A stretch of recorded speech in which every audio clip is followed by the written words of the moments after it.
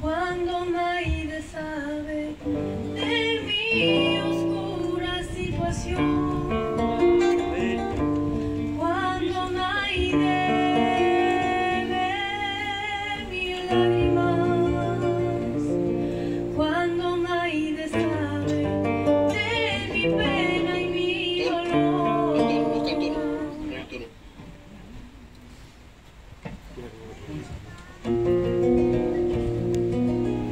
Cuando nadie me comprende,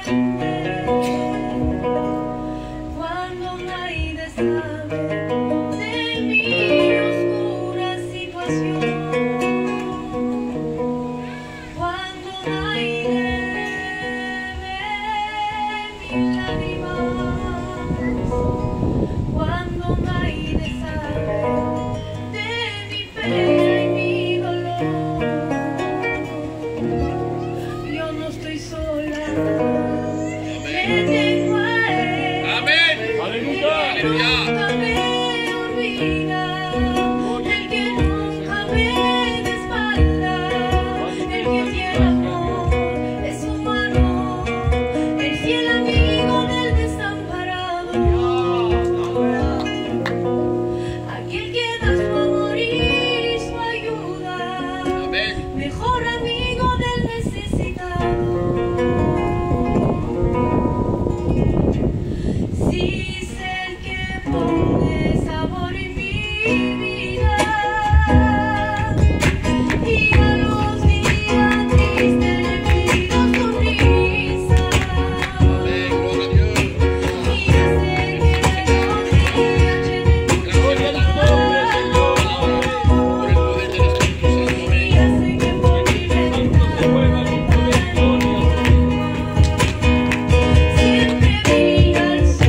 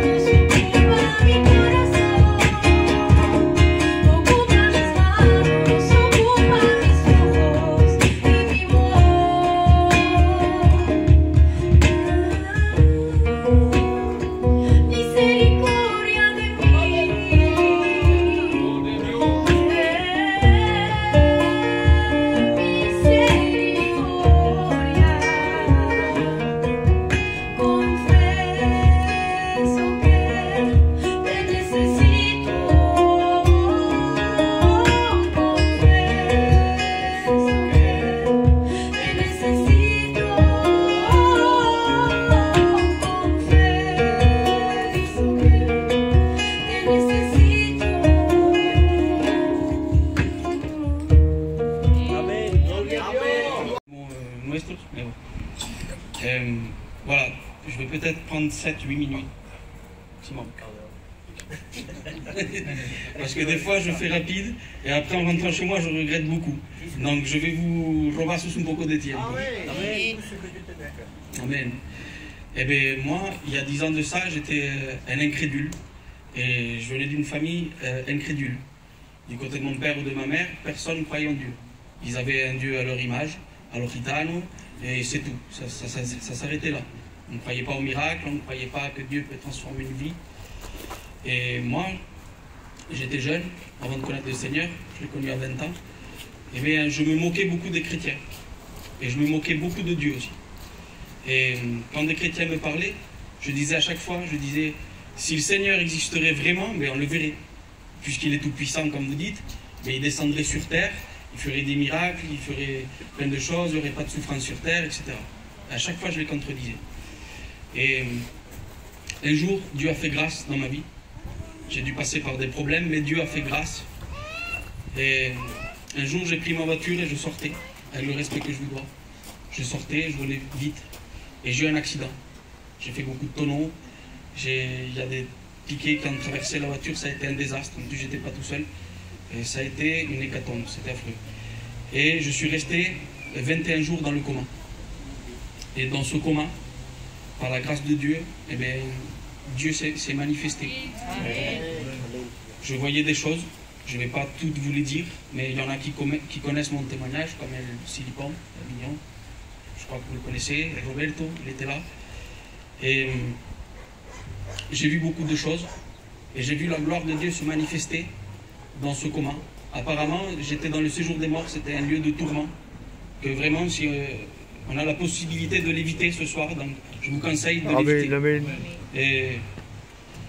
Et là-dedans, j'étais en proie au tourment, et la parole de Dieu s'est manifestée, j'ai pu lire la parole de Dieu dans ce coma.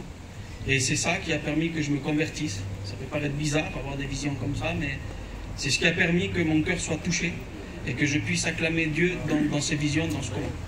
Ensuite, je me suis réveillé de ce coma et je louais Dieu. Je ne pouvais pas parler parce que j'avais eu beaucoup de dégâts. J'avais un pneumothorax, des jambes cassées, un dégât.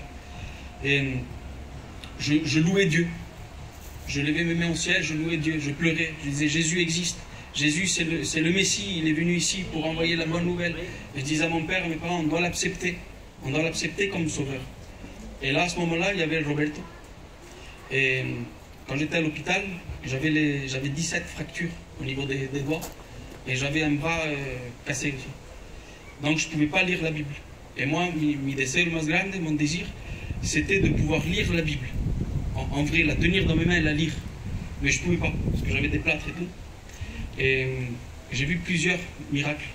Et ça a été le premier.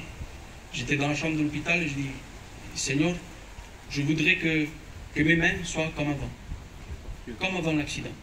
Et instantanément, il y avait des témoins, c'est pour ça que je le dis, les 17 fractures ont tout à fait disparu. Gloire à Dieu. Gloire à Dieu. La grosse fracture du bras, qui était vraiment flagrante, disparue. Ça fait que j'ai pris le plâtre et je l'ai enlevé. Mes parents pleuraient, ils disaient, tu vas te faire très mal. Je dis non, emmenez-moi faire une radio. On m'a fait une radio, la paille, elle croyait qu'elle se trompait de bras, elle m'a fait les 2 bras. Plus rien, j'ai encore les preuves. Gloire à Dieu. J'ai dû prendre la Bible. Alléluia. J'ai dit au pasteur de là-bas, José l'ancien, j'ai dit, ben, qu'on m'apporte une guitare et je pourrais jouer. Je joue mal, mais je pouvais jouer la guitare. C'est un miracle. Alors que je pouvais même pas me coiffer. C'était les infirmières qui venaient me coiffer, me donner à manger. C'était tout bloqué. Et après, il y a eu d'autres choses. C'est que je ne pouvais pas marcher. Je ne pouvais pas marcher, j'ai eu les 2 fémurs fracturés en 2. On m'a mis des broches et je ne pouvais pas marcher. Et on m'a mis dans un centre exprès. Et on m'avait dit, vous devez rester ici un an et demi jusqu'à ce que vous puissiez marcher. Et j'étais très angoissé de rester 1 an et demi dans un hôpital. J'avais des grosses angoisses. Je dis, Seigneur, tu m'as délivré du séjour des morts. Tu m'as arraché du feu. Tu m'as rendu mon bras, les doigts, tout ce que je t'ai demandé. Maintenant, Père, je te demande de sortir d'ici. Il y avait des témoins encore. On avait appelé le docteur et on avait dit, qu'est-ce qu'il faut pour qu'il sorte d'ici? Il faut qu'il marche. Combien de temps il faut pour qu'il marche? 1 an et demi. Je dis, je refuse au nom de Jésus-Christ. J'ai marché le jour même. Gloire à Dieu. Alléluia. Et je me souviens, j'étais dans un fauteuil roulant. Et puis, mes parents, ça, ils ne savaient pas. Ils n'avaient pas le droit de venir quand ils voulaient. Je les avais appelés. J'avais appelé une bande de chrétiens aussi. Et j'avais fait comme si rien. Et je me suis levé, j'ai marché devant. Gloire à Dieu. Et une semaine après, on m'a laissé sortir. Gloire à Dieu. Et Béni soit je Dieu. donne gloire, grâce à Dieu. Amen. Et vous savez, je me moquais des chrétiens, je me moquais des églises, je me moquais des pasteurs, je me moquais même des anciens pasteurs. Je leur tournais le dos. Une fois, je suis rentré dans une réunion et j'ai fait un dégât dedans, mais j'étais dehors.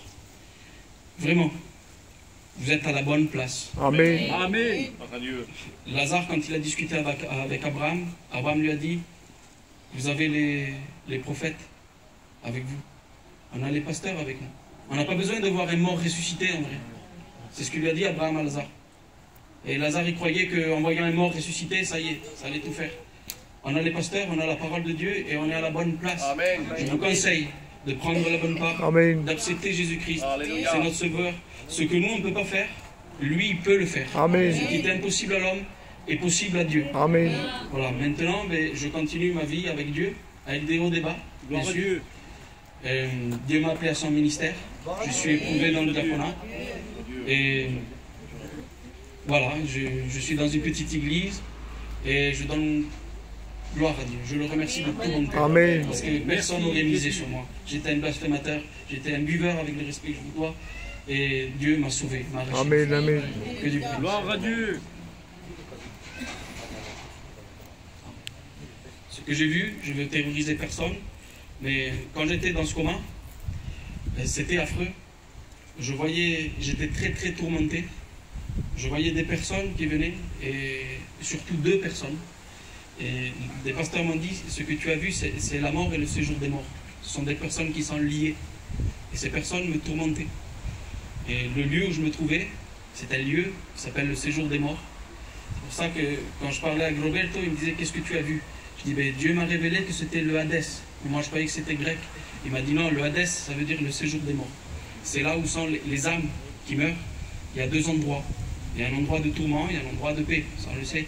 Mais moi, j'étais dans l'endroit de tourment parce que je n'acceptais pas Jésus. Mais j'ai pu l'accepter là-dedans.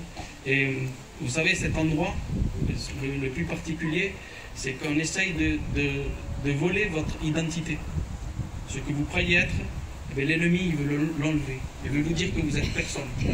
On me disait beaucoup dans cet endroit que Dieu n'existait pas. Après, quand j'ai commencé à lire dans cet endroit, eh bien, je croyais en Dieu. Et bien, ces personnes-là me disaient qu'il n'existait pas, que c'était faux, que je me trompais. En fait, ils voulaient que je reste là pour l'éternité.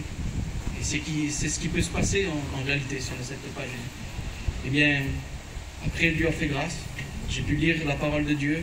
J'ai parlé des textes que j'ai lus. C'était bien la parole de Dieu. Mais cet endroit est terrifiant. Je ne vais pas détailler beaucoup plus, mais cet endroit est terrifiant. Et on est tourmenté. J'ai pu voir, c'est des visions bien sûr, mais moi ça m'a accablé. Je voyais toute ma famille un par un se faire décapiter.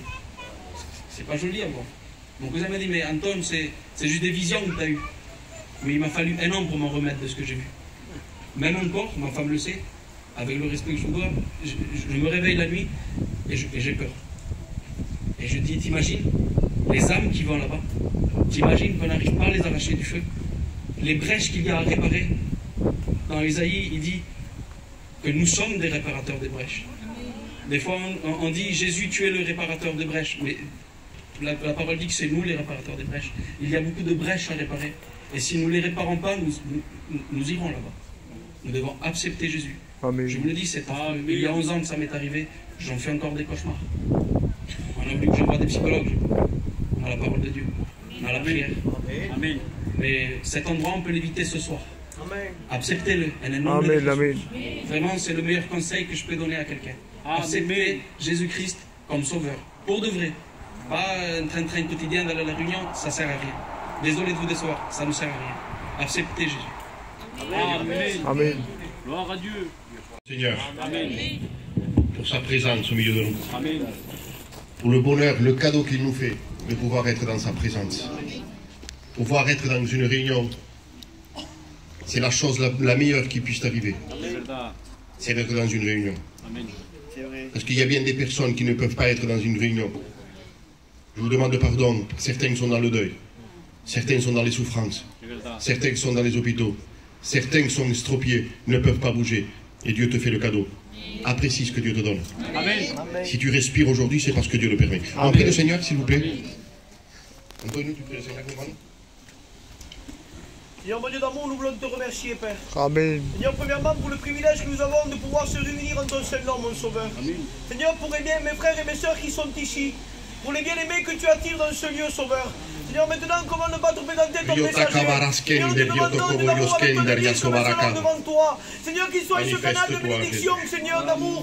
Seigneur, et bien ce canal dans lequel tu vas te déverser ton Esprit Saint, afin que Dieu d'amour, tu puisses bien bénir les cœurs. Seigneur, nous te prions, Sauveur. Nous savons que ta parole est déjà bénite, mais Dieu d'amour, mon frère a besoin de ta grâce. Seigneur, nous te prions qu'il soit, Dieu d'amour, bien rempli du Saint-Esprit. Seigneur, que l'éternel recule, que ta présence prenne place dans ce lieu, que tout esprit de fatigue, que toute barrière d'incrédulité soit brisée dans le nom précieux de ton Christ bien-aimé. Seigneur, nous te remercions parce que Père, nous croyons, Seigneur, que bien déjà tu as déjà agi. À toi soit la gloire, Sauveur. Amén. Et l'Église dit Amen. Je bénis Dieu pour ce privilège, je me répète, d'être dans une réunion. Vous savez pourquoi je dis ça? Parce que ça fait 35 ans que je vais à la réunion. Et 35 ans que j'écoute l'Évangile. À une raison de 3, 4 fois, 5 fois par semaine. Et au bout de 35 ans, j'arrive à pleurer et à me réjouir. Excusez-moi pour le mot, parce qu'il y a des personnes qui sont en deuil, je vous demande pardon. Mais si vous allez dans un mariage pendant 35 ans, 3 fois par semaine, vous allez dire, no quiero más. Au bout de 6 mois, vous allez dire, je ne veux plus aller dans un mariage, j'en peux plus, je ne supporte plus. Au bout de 35 ans, encore j'ai la joie de venir dans une réunion. Parce que je sais ce qu'il peut faire dans une vie. Je sais qu'il peut changer ta vie. Je sais que la Bible dit qu'il donne des ordres sur la terre et sa parole court avec rapidité. En un instant, il change les temps et les circonstances. Il donne des ordres. Et quand Dieu donne un ordre, il n'y a plus personne qui peut résister. Ni les démons, ni le diable, ni Satan, ni l'enfer. Il n'y a rien, rien.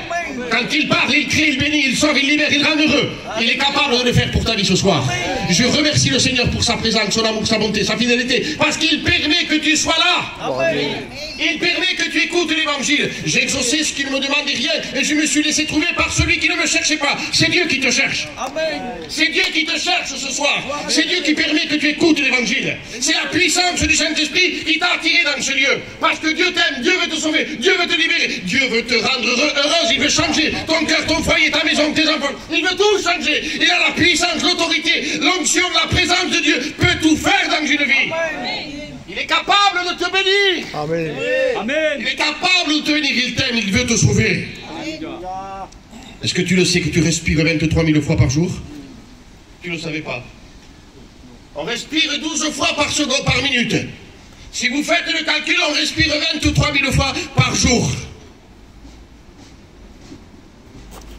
Et je vous demande pardon pour ce que je vais vous dire. Mais notre cœur peut s'arrêter. Vous savez le garçon qui vient de témoigner? Il vous a dit 1 centimètre du témoignage. Je l'ai écouté sur un CD de A à Z. Ça fait peur. La Bible dit dans Job 7:9 que celui qui descend au séjour des morts ne remontera plus. On ne peut plus revenir sur cette terre quand on descend dans ce lieu. Et si on ne descend pas avec Jésus dans ce lieu, on ne peut plus revenir. Il y a 2 endroits où passer l'éternité. 2 seuls, il n'y en a pas 3, 2 seuls.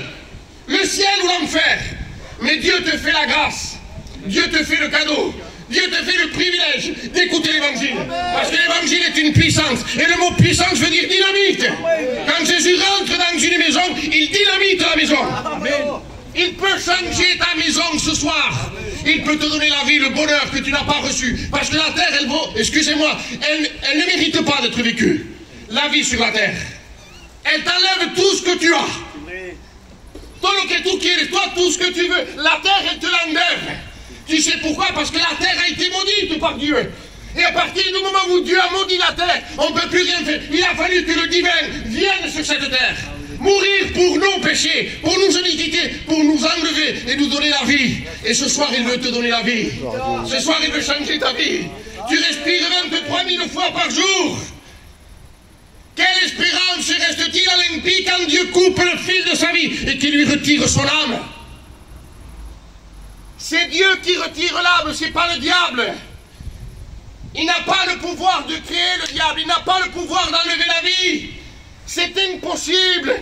Il n'y a que lui seul qui peut le faire. Amen. Si le diable pourrait t'enlever la vie, tu ne serais plus là. Il t'amènerait dans un péché irréversible. Et instantanément, il coupe le fil de ta vie. Il te retrouve à l'enfer pour toute l'éternité. Où plus personne ne peut venir te chercher. C'est Dieu. C'est Dieu ce soir qui permet que tu écoutes l'évangile. Ce qui arriva du temps de Noé arrivera de même au jour du Fils de l'homme. Les hommes mangeaient, buvaient, se mariaient, mariaient leurs enfants jusqu'à ce que le déluge vienne et les fit tous périr. Il y a un temps où la terre elle va périr. Ce qui arriva du temps de Noé, Luc 17, 26, c'est marqué ainsi. Arrivera de même au jour du Fils de l'homme. Je te promets, avec la Bible ouverte, que Jésus revient chercher son église. Que tu le crois ou que tu ne le crois pas, tu ne changeras rien. No cambiarás nada, parce que Dieu a donné l'ordre. Dans le ciel, c'est en train de se préparer. C'est dangereux de vivre sans Dieu. Tu sais pourquoi? Parce qu'il n'y a pas Dieu, excusez-moi pour le mot, il y a autre chose. Je vais être poli ce soir. Mais s'il n'y a pas Jésus dans ta maison, pose-toi la question, pourquoi tu as peur la nuit? Ok? Alléluia. Pourquoi? Béni soit ton nom. Pourquoi on n'arrive pas à éteindre la lumière à la maison? Pourquoi quand on roule en voiture, on touche derrière comme ça pour voir s'il y a quelque chose? Parce qu'on a peur. Pourquoi le Covid est dangereux? Dites-moi pourquoi le Covid est dangereux. Vous savez pas pourquoi? Parce qu'on ne le voit pas. Et les démons sont dangereux parce que tu ne les vois pas. Ils se cachent. Ils se cachent derrière la drogue, l'alcool, les passions, les vices, les mauvaises pensées. La Bible dit que les mauvaises pensées sont en horreur à l'éternel. Quand tu penses mal, tu es en horreur devant l'éternel. Et Dieu sait le mal que tu as fait. On est obligé de parler du péché. C'est ce qui a crucifié. C'est à cause de cela que Jésus est venu mourir sur la croix du Calvaire. À cause du péché. Mais qui je suis, moi, pour pas parler du péché? Mais c'est mal ce que tu dis, frère. C'est mal ce que tu es en train de dire, de parler de cette façon de la façon du péché. C'est vrai, je le reconnais, mais c'est plus mal toi qui le fais. Moi je le dis, mais toi tu le pratiques. Moi je le dis, mais toi tu as les actions. Tu vis sans Dieu, tu vis dans le péché, tu vis dans le péché, tu vis dans le péché 3 fois. Je te le répète, tu vis dans le péché. Et la Bible dit qu'il y a des conséquences qui sont irréversibles quand on vit dans le péché. Quand j'étais une marche informe, tes yeux me voyaient. Et sur ton livre était tout écrit, les jours qui m'étaient destinés, avant qu'aucun d'eux n'existe. À Dieu soit la gloire. C'est-à-dire que quand j'étais dans le ventre de ma mère, le Seigneur, le Dieu Tout-Puissant me connaissait déjà. Et sur un livre était tout écrit, les jours qui m'étaient destinés, avant qu'aucun d'eux n'existe. Et Dieu te permet ce soir d'écouter l'évangile. Si je serais à ta place, j'ouvrirais mon cœur, je dirais, Seigneur, rentre dans ma vie, libère-moi de mon péché, rends-moi heureux, j'en peux plus, j'ai envie de me suicider, j'ai envie de me enlever la vie, parce que le diable te pousse à faire le mal. Le voleur ne vient que pour dérober, égorger et détruire. C'est son but à lui, t'enlever la vie et t'amener en enfer pour toute l'éternité. 1000 ans seront passés, 2000 ans recommenceront. Ou 4000 ans seront passés, et 8000 ans recommenceront. Et sin fin. Ça ne s'arrête plus. Dans cette souffrance atroce. Atroce, et c'est atroce. Je voudrais faire un électrochoc à ton cœur ce soir. Pour te libérer de ce lieu. Envoie Lazare d'ici, pour qu'il trempe le bout de son doigt dans l'eau et me rafraîchisse la langue, car je souffre cruellement dans cette flamme.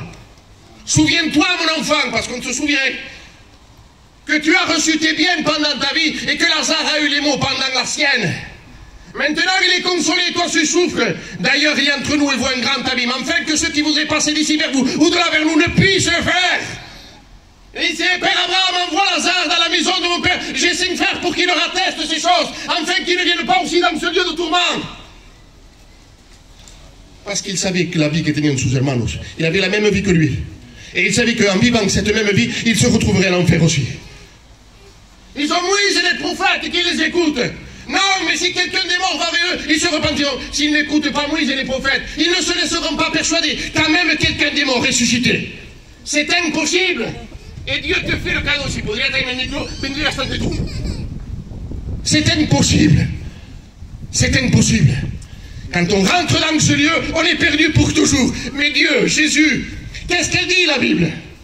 Un seul nom qui voit plus, un seul médiateur, un seul sacrifice, un seul chemin, une seule porte. Il s'appelle Jésus. Et Jésus est là dans ce lieu. Je veux lui donner toute la valeur, toute la valeur, toute la valeur. Parce qu'il s'est donné à la croix du calvaire pour mes péchés, pour mes angoisses, pour ma dépression, pour ma vie passée. Il a donné sa vie. Et à partir du jour où j'ai rencontré Jésus, quand je l'ai rencontré, la Bible dit quand on le rencontre, on rencontre la vie. J'ai rencontré la vie. J'ai rencontré la vie. 5 ans d'angoisse, sans pouvoir dormir. Une seule et unique réunion. Bam, ça a été fini. Parce que Dieu est vivant. Et Jésus est là dans ce lieu. Jésus est là pour toi. Il s'est déplacé pour toi. Parce qu'il t'aime, il veut te sauver. Il sait le malheur, l'angoisse, la dépression, la malédiction qu'il y a chez toi. Il y a des maisons qui ont des malédictions à la casa. Au Ritano venu me incontrer, mais j'avais médité, je voulais prêcher le retour de Jésus, mais je ne peux pas le faire. Au Ritano, j'ai fait une réunion, je ne dis pas où. Au Ritano venu me incontrer, mais vous comprenez? À la fin de la réunion, presque quand j'ai fait l'appel, il m'a dit, j'ai parlé sur la malédiction. Parce que des fois, on ressent une malédiction dans une maison. Et tout moment, la Bible dit c'est qu'un seul pécheur détruit beaucoup de biens. Il y a des personnes qui pegan et la casa se rompe à cachos. Des explosions, de la dynamite, tu exploses tout. Et cet homme est venu me trouver, il m'a dit, écoute-moi, je voudrais que tu pries pour moi, parce que j'ai reçu une malédiction dans ma maison. J'ai perdu 4 de mes frères. Il y a une malédiction. Et comme s'il pleuvait. J'ai prié pour lui. Avec l'église, avec les frères. Ils ont prié pour lui. Il a senti une espèce de soulagement. Gloire à Dieu. Tu as la malédiction chez toi. Là où il n'y a pas Dieu, il y a la malédiction. C'est pour ça qu'on prêche l'évangile. Et je prêche l'évangile à coups de barre. Non, le prédico. Je sais que je le prêche. Je sais que je prêche l'évangile. Des fois, je vais dans des églises, ils me reteignent un peu, mais là, je me sens libre. Là, je me sens libre. Je me sens libre parce que je connais mes frères. Et je sais que mes frères aiment la vérité. On n'est pas là pour apporter, pour mettre de la pommade. La pommade, ça ne guérit pas. La pommade, ça ne fait rien de bon. La pommade, elle ne guérit pas. Au contraire, ça s'infecte davantage. L'évangile est une puissance. L'évangile est une puissance. J'ai un petit-fils, moi, et quand il se fait mal, je lui mets de l'alcool. Et quand il saigne encore, il crie encore plus fort. L'évangile, c'est ça. Quand on reçoit l'évangile, ça pique, ça fait du mal, mais ça guérit, ça désinfecte. L'évangile est en train de te désinfecter. L'évangile est en train de détruire toute œuvre de ténèbres dans ta maison, toute œuvre de mal chez toi, tout le mal qu'il y a chez toi, toutes les peines, les souffrances, les douleurs, ce qui est atroce, c'est que tu ne supportes plus la nuit. Au nom du Seigneur, j'ordonne maintenant que les ténèbres te lâchent. C'est un ordre de la croix, ordre du sacrifice. C'est l'ordre de Jésus. Au nom de Jésus, esprit impur, sortez maintenant. Partez de ce lieu. Je vous l'ordonne au nom de Jésus. Je sens sa présence et tout le promets que c'est bon. Je le promets devant la parole de Dieu que les démons s'en vont ce soir et tu t'en vas libre de cette réunion. Libre pour toujours. Où le diable ne pourra plus rien faire pour toi. Rien faire. Parce que quand il verra le sang de l'agneau, il sera oublié pas de s'arrêter. Gloire à Dieu. Est-ce que vous savez que les satanistes ne peuvent pas prononcer le nom de Jésus? Vous savez comment on l'appelle? El hombre de blanco. Jésus, lo llaman el hombre de blanco. Quand on prononce le nom de Jésus, il y avait un sataniste que je ne vais pas dire ce qu'il faisait. Parce que c'est Mauritanie, on se respecte. Mais il faisait des choses qui étaient atroces. Dans des cimetières, il faisait des choses atroces. Et ce sataniste, à un certain moment, il va ouvrir le tombeau d'une chrétienne. Et quand il va ouvrir le tombeau de cette chrétienne, un démon se présente. Il dit, ne touche pas. Tu m'as dit que tout le cimetière était à moi, que je pouvais faire celle-là, tu ne la touches pas. Pourquoi? Parce qu'il est de celui-là. Qui c'est ça? Je ne sais pas, c'est de celui-là. Parce que le démon ne pouvait pas prononcer le nom de Jésus. Et à un certain moment, je lui dis, tu veux savoir le nom? C'est l'homme de blanco. Et cet homme qui était en train de voir la situation, le Saint-Esprit lui parle. À un sataniste, le Saint-Esprit lui a parlé. Il lui a dit, dis-lui que je suis Jésus de Nazareth. Et quand il prononce le nom de Jésus de Nazareth, le sataniste, instantanément, il se convertit, il devient un pasteur et il prêche l'évangile.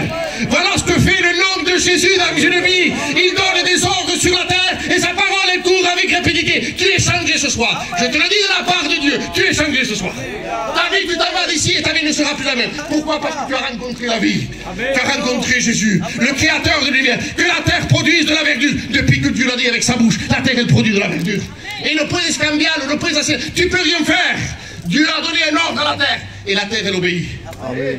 Dieu te donne un ordre. Obéis ce soir. Libère-toi ce soir. Libère-toi. Je sais que tes enfants pleurent la nuit. Tu ne sais pas pourquoi ton garçon ou ta fille, tous les soirs à la même heure, il tourne dans le lit et il ne fait que pleurer. Je reçois quelque chose de Dieu maintenant. C'est un démon qui agite ton enfant. C'est un démon qui est en train de faire bouger ton enfant, qui le fait pleurer pour te faire souffrir. Si je prie avec les frères ce soir, je te promets que ce démon s'en va et il vient. Je ne sais pas, peut-être je me trompe, je ne suis pas un prophète, mais je crois que Dieu est en train de te parler. Amen. Que Dieu est en train de te parler clairement, parce qu'il connaît ta situation.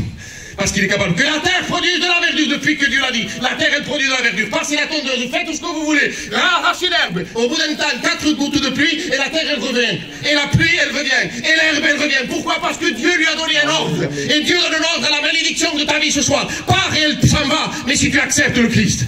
La Bible dit que quand on accepte, on est réellement libre. Tu n'es pas libre, tu souffres, tu pleures, tu es angoissé. Tu es déprimé, tu en peux plus. Tu as envie de te suicider. Alors je vous donne un témoignage sur cela.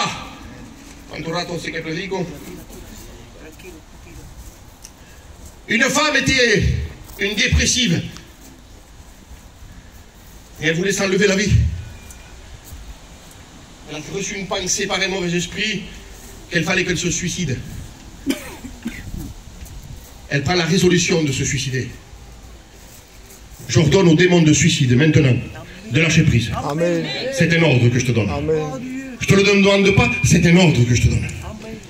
Et cette femme, elle ouvre la porte de sa maison. Et elle entre de sous casse juste devant sa maison, un pequeñito gato, un bébé chat. Un chat. Elle regarde le chat et elle veut le prendre. Mais elle est toujours avec sa pensée de suicider. Qu'elle quitte la vie. Elle veut s'enlever la vie. Et le chat s'en va à droite. Il s'en va à gauche. Il s'en va à droite, il s'en va à gauche. Et il ne fait que le poursuivre. Elle ne peut pas l'atteindre. Et à un certain moment, le chat continue et il s'arrête. Et il s'arrête devant une porte comme ça. Il est marqué arriba. Église évangélique. Elle rentre dedans, elle se convertit. Voilà ce que Dieu peut faire. Il donne des ordres sur la terre. Et sa parole, elle court avec rapidité. Il voit ta misère. Il voit ton malheur. Il voit ta destruction. Il voit, il sait, il connaît. La Bible dit qu'il sait, il voit, il connaît. Il connaît tout. Il n'y a rien. Il n'y a pas une fourmi qui bouge sur la terre sans que Dieu le sache. Il connaît tous les battements de ton cœur depuis que tu es né. Depuis le premier battement jusqu'au dernier. Le colosse. Amen. Et un jour tu devras passer devant le tribunal des assises célestes, devant le Dieu créateur de l'univers. La Bible dit c'est que quand Dieu va apparaître, le ciel et la terre vont disparaître devant lui, parce qu'il n'y a plus de place quand lui il apparaît. Quand il apparaît dans une vie, tout disparaît. Quand il apparaît dans une vie, tout disparaît, parce qu'il est Dieu, il remplit le vide. Un abîme, on ne peut pas le remplir. L'abîme de ton cœur, on ne peut pas le remplir. Il n'y a que Dieu seul. Lui seul, l'unique, qui a pris toutes les étoiles dans ses mains et qui les a jetées dans le firmament. Lui seul peut remplir le vide de ton cœur ce soir. Il te change. Ce soir, il te donne la vie. Ce soir, il te libère. Ce soir, il te rend heureux. Pourquoi? Parce qu'il s'appelle Jésus. Et Jésus est dans ce lieu. Jésus est là pour toi. Jésus est là pour te délivrer. Jésus est là pour te rendre heureux. Si je serais à ta place, Jésus. Si je serais à ta place, lo sabe Dieu. Déjà, j'ouvrirais mon cœur. Je lui dirais, Seigneur, rentre. Rentre, libère-moi, Seigneur, libère-moi de mes angoisses. Pourquoi je vous prêche l'évangile de cette façon? Parce que je vous aime. Et le serviteur de Dieu qui nous estime les brebis et qui n'aime pas les âmes qui se perdent tous les jours. Il y a presque toutes les secondes, pam, quelqu'un tombe à l'enfer, pam, pam, pam, pam, pam, constamment. Et moi j'ai l'évangile. Et je ne prêche pas aux gens, oui, vas-y, continue dans ton péché, viens à Dieu doucement. Paris ne s'est pas construit en un jour. C'est pas vrai. La Bible dit que c'est aujourd'hui l'instant favorable, que c'est aujourd'hui le jour du salut. Si tu entends la voix de Dieu, n'endurcis pas ton cœur. Au nom de Jésus, que les ténèbres te lâchent ce soir. En el nombre poderoso de Jesús. il est capable de te bénir. Comme il a fait pour ma vie, comme il a fait pour mon foyer, comme il a fait pour mes enfants. J'ai un garçon de 31 ans, il prêche l'évangile. J'ai un garçon de 30 ans, il marche avec Dieu. J'ai un garçon de 25 ans, il marche avec Dieu. J'ai une fille avec qui, à 19 ans, elle marche avec Dieu. Moi et ma maison, nous servirons l'Éternel, le Dieu vivant, le Dieu puissant, le Dieu glorieux, le Dieu digne d'être adoré ce soir. Donne-toi à lui et tu verras le bonheur rentrer dans ta maison. Au nom du Seigneur, que la malédiction se vaya de tu vida esta noche. Le doy el ordre esta noche que se vaya de tu casa. Je lui ordonne, je lui donne l'ordre. Va-t'en de cette maison maintenant, parce que Jésus est venu mourir sur la croix du Calvaire. Voy a pararme. Quand je sens son onction, on ne me parlerait pas. Mais je suis obligé de m'arrêter.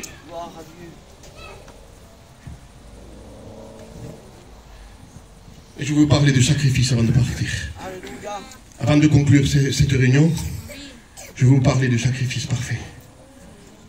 La Bible dit qu'on lui a craché au visage pour ton péché, pour le mal que tu as fait, pour tout ce que tu as fait, tout l'occasion, de A à Z. Si vous y lisez Apocalypse 20, 11, 12, 13 et 14, c'est effrayant. Tout est marqué. Tout ce que tu as fait est marqué.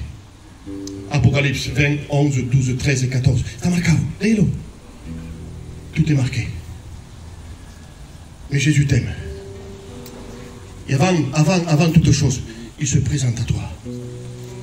Je te demande pardon, mais je te dis quelque chose. Tu es sur l'autoroute de l'enfer. Tu y vas. Je suis voyageur, moi. Et j'ai voyagé toute ma vie avec le camping. Quand je prenais les routes, je prenais une direction et à un certain moment, je voyais sortie avant péage. Et parce que je ne voulais pas payer, j'étais obligé de sortir. La croix du Calvaire est l'obstacle le plus grand de l'univers. Il s'est planté sur cette autoroute où j'allais à l'enfer. Il s'est planté sur cette autoroute. Il m'a dit, stop, Nano. Ce soir, je te veux pour moi. Et je bénis Dieu le jour où cet obstacle m'a arrêté dans ma course. Il s'est planté dans ma vie. Il est venu mourir, craché au visage, ruisselant de sang. Quand je parle de lui, je suis obligé de pleurer. Car Dieu a tant aimé qu'il a donné ce qu'il y avait de plus cher dans le ciel. Il n'a pas regardé, il l'a envoyé. Qui enverrai-je? Envoie-moi, car il est question de moi dans le rouleau du livre. Et Jésus est venu, 33 ans de justice. 33 ans de justice. Sans avoir une mauvaise pensée. Où le diable a fait tout ce qu'il pouvait pour le faire, pour pas qu'il arrive. Il est arrivé. Il est arrivé à ce moment propice que l'Église, que le monde avait besoin. Craché, arraché la barbe, crucifié entre ciel et terre, il fallait qu'il tire sur les clous pour pouvoir prendre la respiration, la mort par crucifixion et la dislocation des os. Ces os se disloquaient. La Bible dit que le voile du temple se déchira d'en haut jusqu'en bas. Et ce qui me marque beaucoup, qui me fait du bien quand je le prêche, et je veux que ça retentisse dans ton cœur, que le Saint-Esprit te libère maintenant par cette parole. La terre, elle trembla. Vous savez pourquoi la terre, elle a tremblé?